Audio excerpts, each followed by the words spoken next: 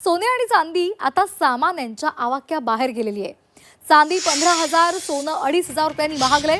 चांदी आता थेट 3,32,000 पोहोचली आहे, तर सोन्यानं सुद्धा 1.5 लाख रुपयांचा टप्पा ओलांडलेला आहे। 24 तासात चांदी 15,000 तर सोनं 2,500 महागलेलं आहे।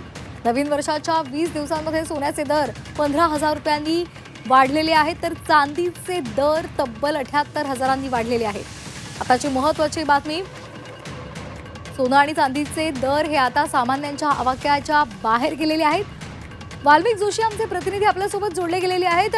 वाल्मिक, जर नवीन वर्षाच्या 20 दिवसातला जर आपण आढावा घेतला तर सोनं हे 15,000 महागलेलं आहे, तर चांदी तब्बल 78,000 महागली आहे।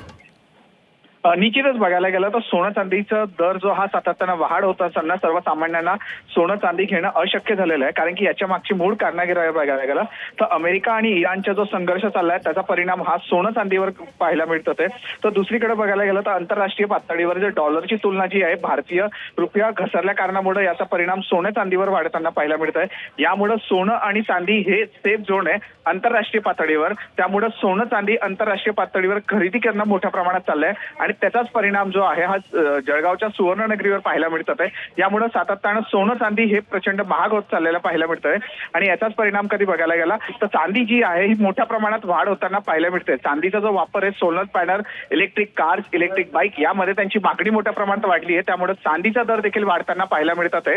त्यामुळे ग्राहकांना मोठा फटका बसल्याची शक्यता वर्तवली जाते आहे। आगामी काळामध्ये लगन सराई आहे आणि अनेक कार्यक्रम आहेत, त्यामुळे सर्वसामान्य व्यक्तींना सोनं चांदी घेणं आता अशक्य होण्याची पावलं पाहायला मिळतात आहे। एकंदरीत विचार केला तर साधारण सोनं चांदी हे सातत्यानं महाग होत असल्या कारणामुळे आगामी काळामध्ये सोन्याचे दर 3.5 लाखाच्या आसपास जाण्याची शक्यता आहे, तर चांदी जी आहे ही 2.25 लाखापर्यंत जाण्याची शक्यता सुवर्ण व्यावसायिकनं बजावलेली आहे। आगामी काळात सोनं चांदी महाग होत असल्यामुळे काही प्रमाणात ज्या लोकांनी सोनं चांदी खरेदी केलेली आहे त्यांना मात्र आता मोड देऊन हा जो आहे हा फायदेशीर ठरण्याचा पाहायला मिळतात आहे।